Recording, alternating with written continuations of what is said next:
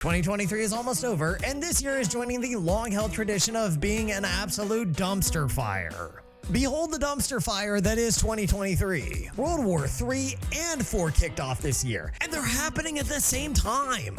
But here, gathered around the flaming ruins that is this year, are some of the few things that made this year bearable. The video games. It seems like we say this almost every year, but 2023 really was an insane year for gaming. The number of high quality to fantastic releases we had this year was staggering, to the point my wallet could not keep up. Still, I got to enjoy a lot of new releases, and I even got to scratch several games off of my backlog as well. So without further ado, here are the top games that I played in 2023 and games that you should absolutely be playing.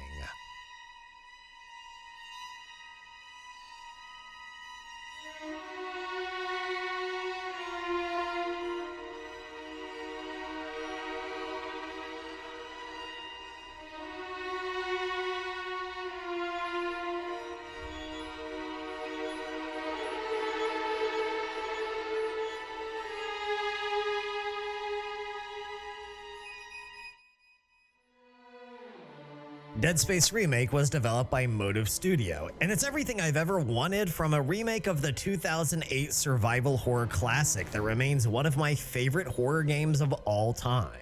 The Dead Space Remake not only faithfully recreates Isaac's journey through the Ishimura, it's also full of extra content fleshing out the original release in a meaningful way. She's dead, Nicole. They both are. She killed my dad, then herself. They took the bodies before I could. Oh my god. From extra areas, improvements on the spacewalking zero-G gameplay segments, quests and side plots, and small but well-executed subplots we never got to see in the original. The remake even adds world building and expanded lore to further enhance the original game's already fantastic lore and setting. Isaac even gets his own face and voice like a real boy. This is all I got left! The additional content, upgraded graphics, and revisions to gameplay mechanics, including the controls for everything from basic shooting, navigating environments, everything down to the way dismemberment now includes shredding the flesh from the necromorphs, go a long way toward providing substantial quality of life improvements for this timeless survival horror classic. More than anything, Dead Space Remake preserves the eerie, unnerving, dread-filled atmosphere of the Ishimura's dimly lit corridors. The threat of a horrific death looming in every shadow which lurks behind every door. All the while, the vacuous emptiness of space spreading infinitely around this doomed vessel falling apart around you gives the feeling of a cramped, suffocating coffin that is just barely sturdier than a tin can, whose paper-thin metal casing can be so easily shredded away to expose you to the eternal void of deep space. Every time I play Dead Space, be it the original or the remake, the moment that I step foot onto the Ishimura, I don't know what's worse. The horrific, inevitable death that I will face in here, or the equally horrible, equally inevitable one out there. So, yeah, needless to say, Dead Space Remake, it's got the vibes. Go play it. Now, having watched that, you might think to yourself, oh wow, Dead Space Remake was so good, had to be the best remake of 2023, right? Well, you'd be wrong, because just a few months later, Capcom comes along and he's like, oh, what's that? That's a real nice remake that you got there. Guess what? Me too. And then Capcom proceeds to slam its gargantuan peen down on the table and breaks it in half. And this absolutely colossal table-breaking peen happens to be called Resident Evil 4 Remake, and it is so good.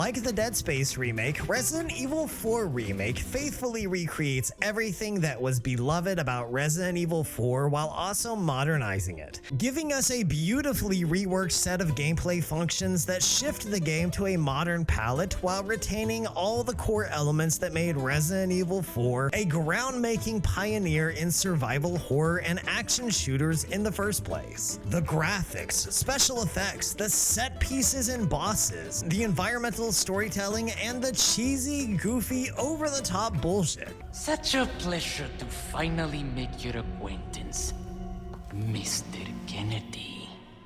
Who the hell are you? Everything we loved about the OG game is all here and dialed up to 11.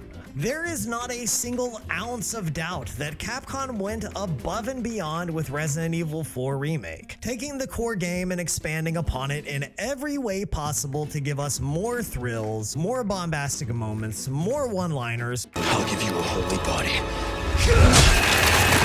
More suplexes, and even more G-String Leon. That last one is a mod, but it's canon as far as the Resident Evil community is concerned, you freaky bastard, so it counts. Resident Evil hasn't really been scary since Resident Evil 2 Remake and about the first third or so of Resident Evil 7.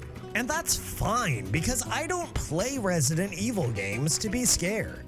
I play Resident Evil games to find monsters that should scare me. And then I suplex them into the 9th layer of hell because Leon S. Kennedy fears no man nor beast. And that is exactly what Resident Evil 4 delivers from start to finish. Go play it. Go play it now. If you haven't played the Evil Within games and you're a horror game enthusiast, then you're missing a crucial entry in the genre. And even if horror games aren't specifically your jam, if you enjoy action games and can tolerate some spoops, you should play both of these games anyway.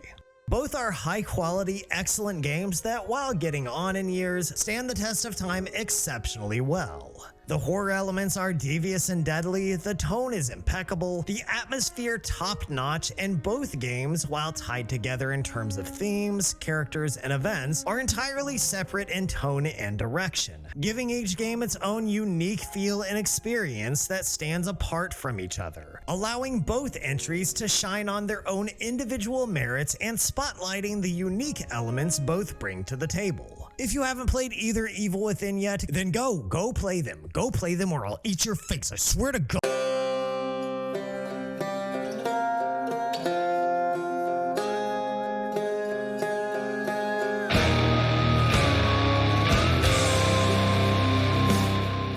I played Hades when it initially released and I enjoyed the game thoroughly.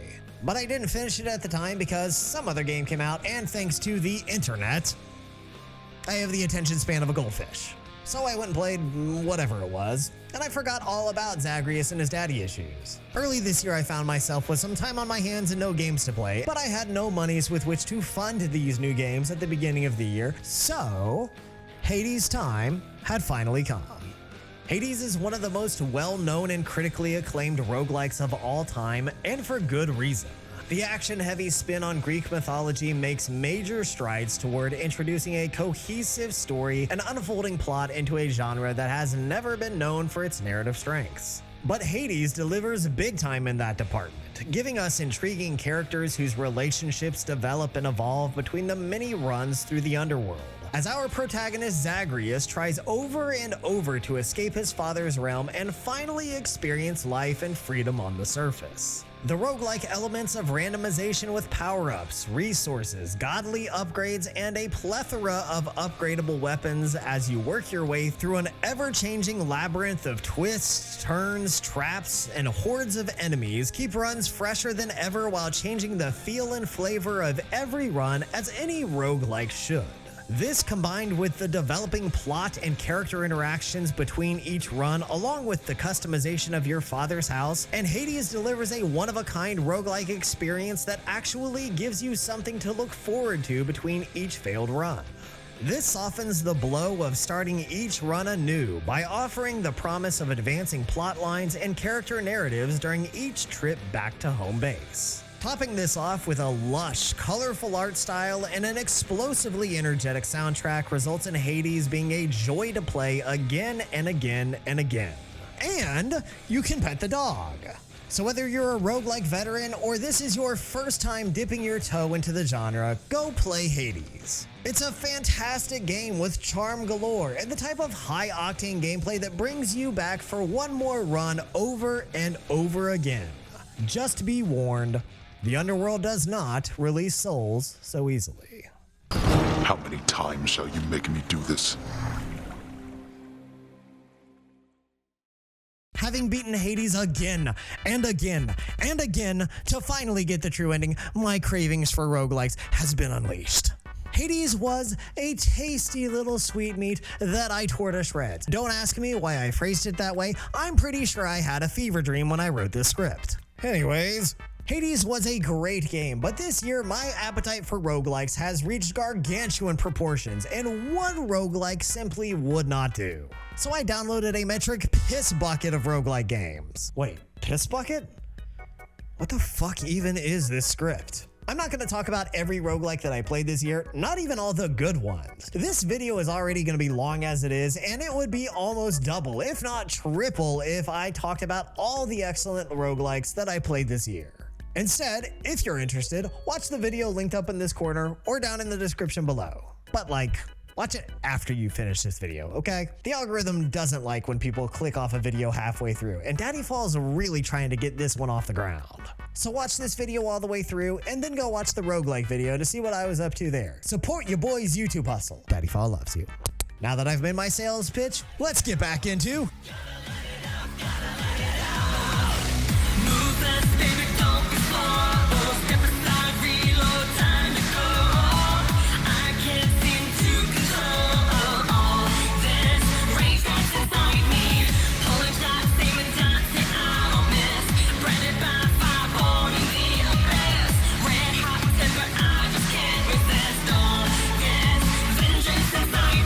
Devil May Cry 5 requires a certain amount of skill and competency in order to maximize the cool factor the series is so notorious for. And if there's one issue that I've suffered from my entire life, it's skill issue. I'm not gonna lie to you, I'm a B rank player in a triple S rank game. But the magic of Devil May Cry 5 is cool as baked so deeply into its DNA that no matter how bad I am, the game continues to be jammed full of spectacle and cool factor just from having the game on and running. Even a B rank player like me is bound to hit some sick combos, hella long air juggles, and some over the top sword and gunplay tricks that keep me engaged and make me feel awesome. To top it off, almost every cutscene between the gameplay segments are so laser focused on over-the-top bombastic action, flavored with campy, cheesy dialogue. Come on, little puppy. I'll take you out for a walk. Come on, let's go. That you can't help but smile, laugh, and feel energized by our hero's wild, all-too-casual demon-slaying antics. And the soundtrack, man.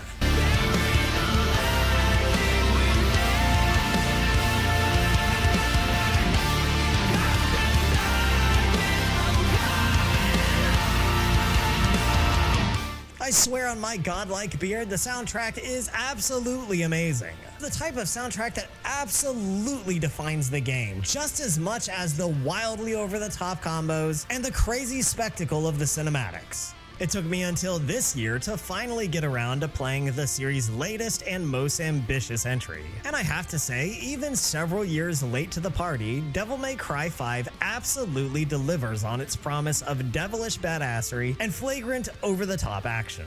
Now, after having finally played the games, I can fully justify my crippling addiction to bury the light and plastic chairs. Hey, Virgil! The portal opening days are over. Give me Neoma. If you want it, then you'll have to take it. Go play Devil May Cry. Or if you've already played it, play it again. I don't care. Just go do it, or Virgil will steal your arm. I've seen him do it. The man's crazy. All right, how long is this script again? We're gonna have to speed this up. Once again, I'm super late to the party with Max Payne 3, but it was well worth playing even all these years later. While the adrenaline-pumping, bullet-time-slowing, John Woo-inspired pulp noir goodness kept me constantly engaged with its gameplay loop and its visuals hold up shockingly well, what I'll remember most is the somber, painful story of a man lost in his own darkness, struggling to survive the legacy of his trauma and unresolved grief, the haunting specter of his many failures, and the crushing weight of his own demons. And of course, the absolutely haunting piano theme that I swear will live rent-free in my head for the rest of my days. You don't understand, it's so good!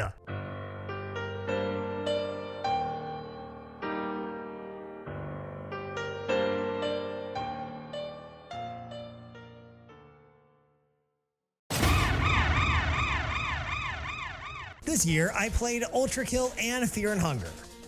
A little bit. Whoa, whoa, hold up, calm down, easy. Shit. I know these two games specifically have absolutely rabid fan bases who are starved for content. I know, I get it. I fully plan to make separate videos about both of these, but when I say I played a little bit of both of these games, I mean a little bit. So little that I don't feel comfortable about talking about them in this abbreviated form. Just know that for as little as I played, I like both of them. I like both of them a lot. I can see why y'all are so up in arms about these two. You insignificant fuck! And I swear I'll make videos on both of them once I've played them enough to have something more substantial to say other than just, you know, game's good. But between you and me, both these games, totally good. Go play them and watch for future videos. I played Nier Automata back when it was first released, and the game blew me away. And not just because 2B should have been named 2C because she's thick with 2 C's. Yes, that joke was corny, and yes, that joke was horny. Don't care. I'm 100% right. You don't need me to tell you that Nier Automata was an absolute masterpiece because everyone knows it. Even the non-weebs know it. I played through it again this year and it was no less moving, no less impactful, and no less masterfully executed than it was years back. I thoroughly enjoyed re-experiencing the game art that is Nier Automata, but I purposefully replayed it this year specifically because it is a perfect companion to another masterpiece of a game about sad androids. Signalz is classic survival horror from its deliberately tanky controls to its pixel art style, all the way down to its retro future tech aesthetic and numerous puzzles being ripped straight out of early Silent Hill games. It combines a tense, ethereal atmosphere with the looming threat of hostile, mangled androids and a story that is haunting, cryptic, and, in the very end, emotionally devastating. There are many, many layers to parse out in Signalz, but I can't properly go into almost any of those details without spoiling a huge part of the magic of the game. And honestly, the game is too unique and fantastic for me to do that. Trust me on this one. Go play Signalz. Of all the games that I've played this year, Signalz might be the one that I think about the most, and I can't think of a more ringing endorsement than that.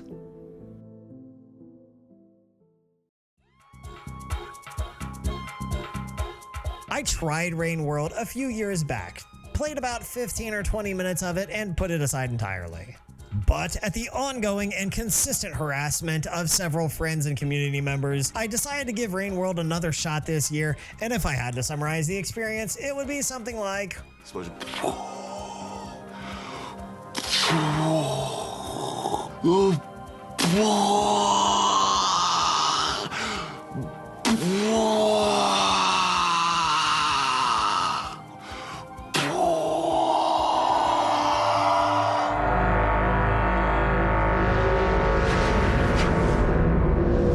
Rain World is hard to describe in a way that does it justice. Calling it a platformer is technically correct, but undersells it. I've heard it described as a survival game. Also true, but the manner in which you survive and the world you're surviving is thoroughly different than any survival game I've ever played. Rain World is about exploration and discovery, navigating a world that exists and persists around you, a world that withers, dies, and thrives completely separate from you, and only even notices you if you are incautiously careless or foolishly bold. Rain World demands a lot of its players, telling you almost nothing about itself, with almost no plot or story or direction until you're already thoroughly invested, then at last, divulging its secrets one at a time, bit by bit as you investigate and search this ruined, mysterious, rainy world.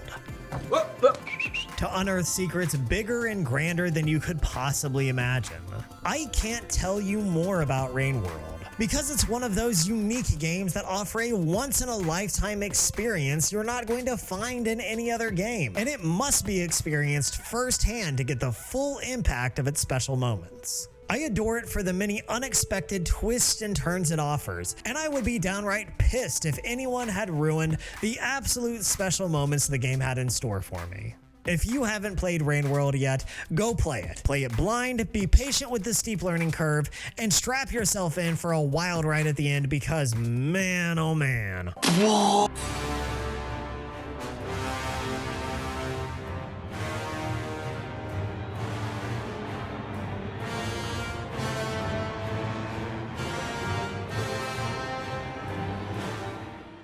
I love a good Souls-like, and Remnant II delivers on its promise for a high-quality Souls-like with guns in every way I could ask for. I played the original Remnant and felt, while certainly imperfect, it deserved more credit for taking the dodge-rolling, hard-hitting Souls-like genre and putting its sharp-shooting spin on it in a mostly effective way. Despite this, Remnant 1 suffered from a bit of jank, a lack of meaningful weapon and ability upgrades, and a lackluster boss design. It also had a little too much COD-era brown and gray environments, although there were some exceptions. Remnant 2 feels like the devs heard almost every bit of player criticism from the original and paid special attention to rectifying these specific problems. Gunplay is smoother, weapon variety is broader, your ability system is much more extensive, complete with multi-classing between specialties with their own sets of perks, abilities and augments, stats, and equipment specialties. Additionally, Remnant 2 offers some truly gorgeous visuals and environment variety, not only topping its predecessor, but also offering a variety of worlds, architecture, wildlands, alien biomes, enemy types, and more to really keep your experience fresh and ever-changing, from high fantasy elven and fae palaces to dark, twisting, murky villages that look like something straight out of Bloodborne, combined with massive sprawling forests and temples, strange worlds that draw clear inspiration from alien and Cthulhu lore, and the sprawling maze-like structures of the Rift. The creativity of Remnant 2 truly knows no bounds. And if you think that's all the game has to offer, you're an idiot, because the bosses in Remnant 2 are just so freaking good. These exceptional encounters offer a unique experience, with each requiring a different approach to defeat. Everything from standard tough guys with explosive powers, multiple enemies to contend with at once, unstoppable golems controlled by separate enemies whose weak point you have to target, stationary behemoths that destroy the platforms you stand on, forcing you to dodge to new ground as you run and gun, a maze of cubes with one-shot power that roll down long corridors, threatening to crush you as you target their weak spots, the Elven Lord with a dark and light aspect that you can choose between fighting, and so many more, which are all memorable and engaging in their own right. Remnant 2 took one of the original game's weakest elements, its bosses, and made it one of the game's biggest strengths. And while none of these bosses have quite the struggle factor that most Dark Souls and FromSoft bosses present, I would love to see FromSoft taking note of how varied your approaches and solutions to Remnant 2's bosses are, and start mixing things up in a similar fashion for future games. By the trailers and previews before release, I felt sure Remnant 2 would be a step up from its first game. Not only did it not disappoint, but it went far beyond expectation, stepping out of the shadow of its Dark Souls and FromSoft inspiration. Far from just simply Dark Souls with guns, Remnant II has shown itself to be a remarkable game with a stellar presentation and real substance behind its bosses, level design, and refined gunplay. The improvements on these series are vast, and the praise and recognition for their improvements over the original are well deserved. Go play. And speaking of Souls likes,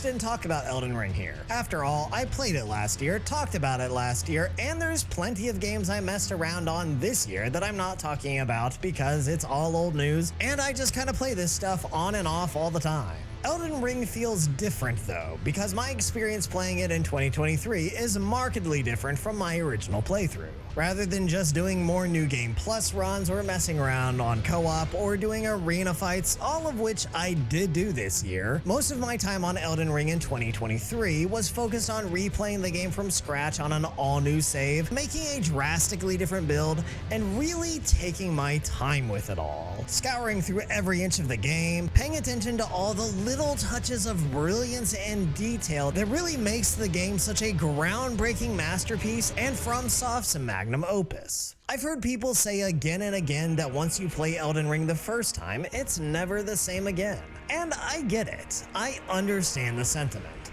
I even believe that it's true for most people. But it hasn't been for me. If anything, I feel more immersed in this playthrough. It's like I'm discovering the world anew, taking in more information, understanding the complexity of the lore and the land in a way I just wasn't able to my first playthrough. And after thinking about it, I honestly think I understand exactly why, and why this second playthrough is special for me. But you're going to have to wait for a different video for me to go into full detail on all that. So subscribe, baby birds. Daddy Fall's got a good one coming.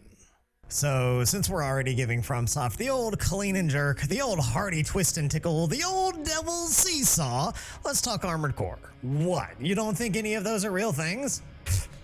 Virgin. Armored Core 6 has been a bit divisive for the hardcore nerds. Super try-hard Armored Core nerds say we got too much Dark Souls in their mecha fantasy, and now they want to go back to the good old days where you had to invent an entirely new controller grip plus a specialized penile sensor to control certain aspects of Armored Core mechanics using the fine motor twitches found in your ball sack. On the other hand, you had soul junkies that looked at Armored Core 6 and said, okay, where's the dodge roll? Why is nobody fat manning? And where the hell is the colossal greatsword build? I know they're mechs, but come on, these are FromSoft genre staples here. How can I possibly get gooder when I don't have to do a walkback of 10 minutes every time I die, and there's no extended iframes to choose between laborious swings of a greatsword that, considering the actual size of your mech, may as well be a skyscraper or something. Wait, come to think of it, a sword made out of a skyscraper would be about the most FromSoft thing of all time, so this could actually work. If you ignore these type of losers and go in without all of these unreasonable expectations, Armored Core 6 is pretty badass. The personalization of your mechs are robust, with so many potential options for build variety, along with the ability to customize the look and design of your AC to truly make it your own. There are precious few games that can even come close to matching this level of customization and build viability. And while there are some weapons that are unbalanced as all hell, I will not double Zimmerman, you hear me? I will not! Just about any combination and build can be made to work with enough practice and pilot side skill.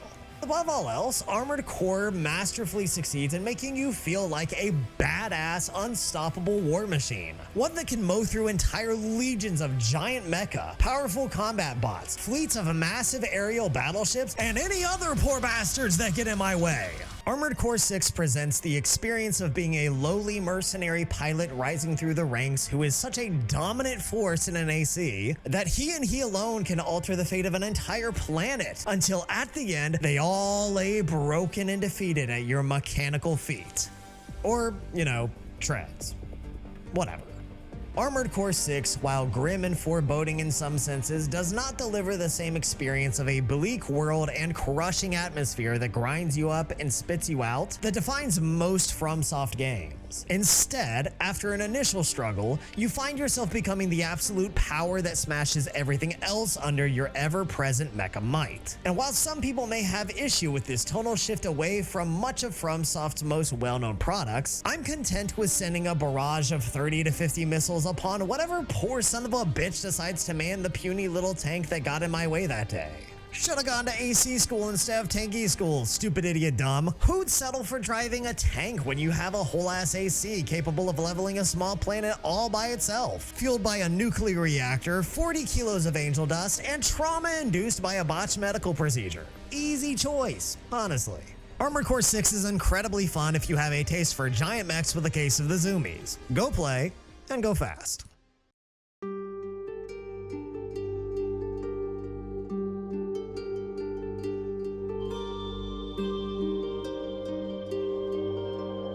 I'm still mid-playthrough for Balers Gate 3, but the game is too significant for me not to talk about. Larian Studios put out an absolute epic masterpiece of a game with Balers Gate 3. It's not just the scope and size, but the sheer variety of options, the depths of its mechanics, the way the game thinks of so many small details to cover. Not to mention the sheer amount of variations for different outcomes, far beyond a measly change to dialogue options or a side quest having a slightly different ending. No, the choices you make, the paths you take, the approach to the scenarios the game throws at you change the entire experience in ways most games don't even begin to scratch the surface on. All of it with fully voiced dialogue trees, well-written, fleshed out characters, and tried and true scenarios and environments of the Dungeons & Dragons and Forgotten Realms franchise. Speccing out your character and party members is so in-depth and extensive, it's almost dizzying. The battles in this massive game are tactical and methodical, yet somehow still intense and thrilling. The stakes of everything from battles to dialogue to medical examinations are consistently high and permanent. The list of what this game perfects goes on, and I'm still pretty fresh into the game, but I honestly can't wait for more. People have, to be frank, been giving the sloppiest of toppies to Balers Gate 3, to the point where I felt like it had to be absolute bullshit. There was no way this game was being heralded as the best thing to happen since forehead kisses and tummy rubs. But I barely had to touch this game for it to become immediately evident to me how deserving Balers Gate and Larian Studios are for all the praise being heaped at their feet. The game is spectacular, an absolute high note for the genre, and unfortunately, it's something I doubt we'll see the likes of again in gaming for quite some time. Go play Balers Gate 3 because I for sure am going to be playing the hell out of it. Alright, what's next? Didn't we already talk about this? Oh wait, that was Rain World. This is...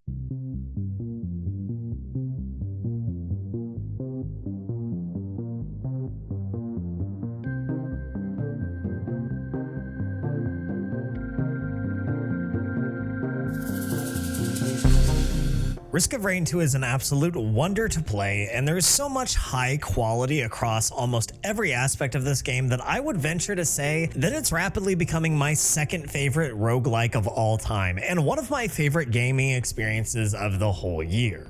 Risk of Rain 2 has an impeccable presentation, from its simple but beautiful visuals, the stunning art design present throughout, to its roguelike gameplay loop and progression system, along with a soundtrack that is near unrivaled for quality and vibe. Risk of Rain 2 manages to perfectly walk the line of being both a relaxing, laid-back, enjoyably mellow experience and a tense, nail-biting adrenaline rush. This combined with a respectable cast of unique characters, all with their own distinctive playstyles, on top of the ever-changing randomized builds and unlockable items and equipment to stack for each playthrough, and a vast multitude of secrets, just prove that Risk of Rain 2 is easily one of the highest quality roguelikes out there, and a game I cannot recommend highly enough. I have a lot more to say about Risk of Rain 2 and how much of a blast I'm having with it, and why it has captured my attention so firmly. But I'm going to save that deeper dive into the inner workings of the game for a full, in-depth Risk of Rain 2 video. So subscribe, keep an eye open for that, and in the meantime, go play it. It deserves all the love. And just like you can look forward to that, we can also look forward to the general future. A cyber future, perhaps. Yes.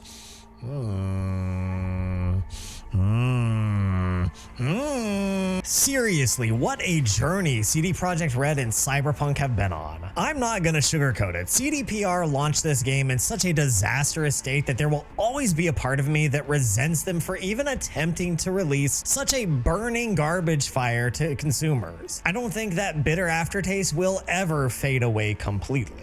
That said, it would be completely dishonest of me to say that I didn't have an absolute blast with Cyberpunk last year, and even more so this year with the 2.0 and Phantom Liberty release. With 2.0, we are finally close enough to the initially promised release of Cyberpunk that after 3 years of patches, fixes, and work, I now consider this to be the game we were promised in the first place. The enhanced RPG elements, reworked skills, traits, cybernetics, and other features of the game, along with so many bug fixes and quality of life updates that will consume a rather large video to read through completely. Not to mention significant improvements to AI, NPC fixes, and an all-new fully functional police and car combat system that really makes this the best version of Cyberpunk we've ever seen.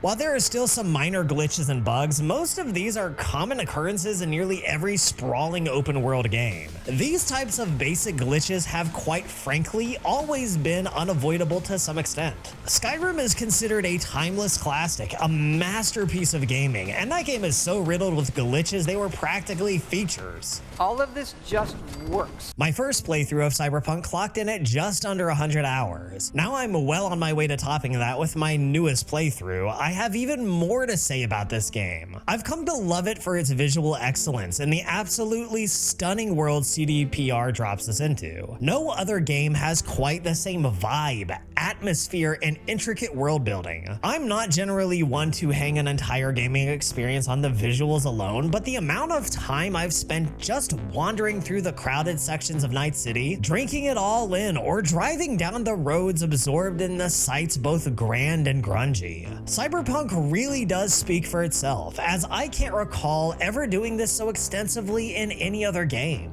Night City alone is an immense technical achievement, and people really don't give it the credit it deserves. If you haven't given Cyberpunk 2077 a shot, whether it's because of disinterest, concerns about the quality, or because you have a hate boner towards CDPR, all of that is valid. These are all sentiments I myself have grappled with in the past. I share almost all of these grievances. But ultimately, I'm glad I put them aside and gave Cyberpunk a chance. It has a troubled past, and it still to this day has imperfections, as any game does. But the amount of fun, awe, emotional resonance, and adrenaline-fueled joy I've had with Cyberpunk has been worth the price of admission and then some.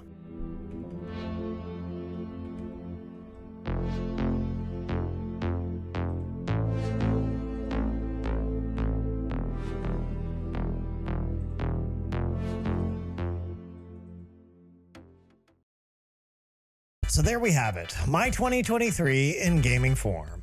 I tried a lot of titles this year, both old and new, and honestly, there was very little that I got my hands on that I didn't enjoy, at least in some capacity. For me personally, this year has been solid, with a decent bit of growth to my channel and my first video to really get out into the algorithm and hit some real highs. I'm grateful for the support from both new and older viewers alike. Thanks for making this a great year for my content and community. I'll be back in 2024 with some fresh new videos on some amazing new games, as well as some classics that I hope will be as near and dear to your heart as they are to mine. Have a good New Year's, guys. Enjoy some vidya, enjoy some games, but most of all, enjoy yourself. 'Cause nobody else will, you loser.